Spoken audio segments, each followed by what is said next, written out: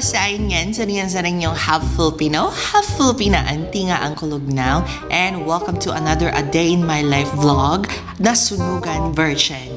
Bahaw na ni siya nga vlog mga pasayin yan, pero i-post gyapon na ko, ano man magbuot mo?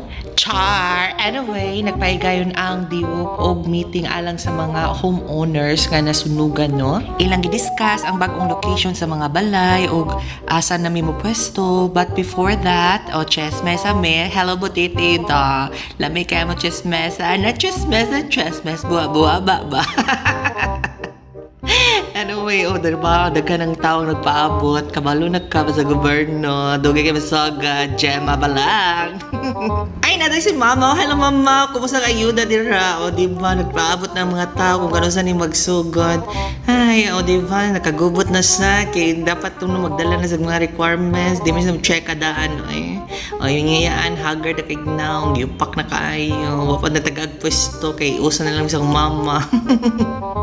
Tumana siya, nagtapok ng mga tao, naminaw sa mga information nga gihatag ikan sa atong local government o sa mga barangay officials.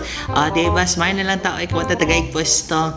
And then, manani, nagtapok ng mga tao kay nagpaabot kung asa na may papuyon.